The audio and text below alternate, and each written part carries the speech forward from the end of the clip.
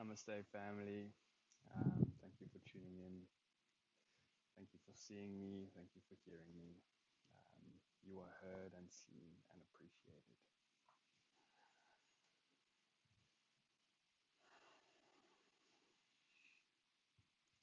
So, today I want to share about the energy body. A couple videos ago, I let you all know that I would be sharing some tips and techniques and knowledge that help me within being on this earthly experience, being what we call human, navigating so much within this time period that we all find ourselves in. And I've come to learn beautiful info. I've come across crazy cool realizations, divine wisdom through conversation, through meditation, through um, this wonderful tool that we all take for granted called the internet. Yes, it serves us so well, and yes, it can also be extremely destructive, but we make the choice, right? So, what I want to share is a little bit about the chakra system, our energy centers. And yes, there is limitless information about it. There is self exploration that is required within it. But ultimately, it brings our balance to ourselves, harmony within ourselves, and power to being. And I just want to touch base on the 7 primary chakras or energy centers, starting at the root, the base of our spine, working all the way up to our crown, sitting right here. And basically, what these all are is it's the foundation of our physical body. It's the root of us, the energy body. It's the vibrations that we vibrate at. It's our frequency. It is the space that creates our torus field, our electromagnetic field that is a part of the metaphysical world that we are um, so detached from currently. And yeah, so basically I want to start at the root chakra. It is at the base of your spine. Um, what I'm going to be sharing is not too in depth, but rather um, how they are imbalanced, what creates imbalance, and then in a future video I will share what they govern, how to balance them out. Um, but I think that it's important for us to know what creates imbalance, or I know there's a term that comes up a lot is blocks, um, but it's important to be conscious of the words that we use about ourselves and the world around us. So I'm going to use the word imbalance. Um, so let's start at the Muladhara, the root chakra energy center. Basically, it connects us with earth, grounds ourselves. I hope this wind isn't affecting the sound. So what it does is, how it creates imbalance is through survival issues, through um, food and money issues, and it holds a lot of fear in our root, our foundation, our grounding point of our spiritual or energy body. Um, and it manifests in irritation, attachment to physical or material things, um, as well as scarcity.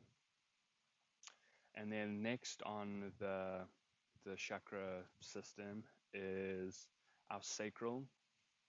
Um, it is also these run on our spinal cord as well as our frontal vessel. I don't know what you call this part, but They are actually, you have a front and a back, but they are generally center of you. Um, the sacral svadhisthasana is the Sanskrit label for it. It is our connection to others, our acceptance of other people and new experiences. Um, it is imbalanced by attachment to abundance, pleasure, and sexuality. Um, it holds a lot of guilt, this, um, this center. It manifests through sexual addiction, emotional detachment, and unhealthy actions. So when you start to become more aware of yourself, as soon as you find your habits and your patterns shifting into unhealthy actions or emotional detachment, um, send your awareness down to your sacral space and um, see what comes up in thought form and through your imaginative imagery system. It's quite powerful, the intelligence that we hold within us. Third one is the Manipura. It is our solar plexus chakra or energy center. Um, it governs our self confidence, ability to control or take charge of our own life um, and act upon that. There is a lot of trauma held here. However, that trauma may come about, any traumatic experience that one may have experienced generally lies in here through shame. It manifests in deceit, eating disorders, perfectionism, being critical or judgmental on others, and I find it's a very easy one to pick up because gossip is a very dense vibration, and as soon as you come into that space, it is very apparent within ourselves. Once we elevate our consciousness and our awareness to be aware of all these inner qualities and traits that we are emitting into our external world.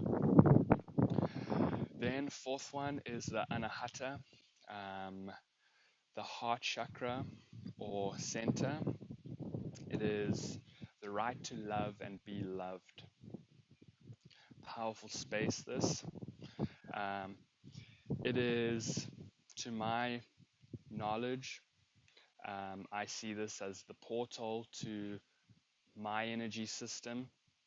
And I found that when my lower chakras or energy centers are misaligned or imbalanced, that creates a bit of a distortion within my heart space here. It holds a lot of sorrow when imbalanced and manifests in being ruled by our emotions, self neglect, and accepting all situations in quite an unhealthy way. So, not being able to set up boundaries for ourselves and not knowing what we want, um, and yeah, just neglecting ourselves in a whole bunch of unhealthy ways. So, the next one on the list, on the list, on the energetical body is our throat chakra, and it is it is the ability to communicate. It is the right to speak and hear truths of others, and speak our own truth. And the throat chakra, it's called Visuddha, and it is imbalanced or misaligned when we have poor communication. It is imbalanced through telling lies, holding secrets, gossiping, and arrogance. It manifests in the physical through low self esteem, depression, anxiety, um, earache, and neck pain.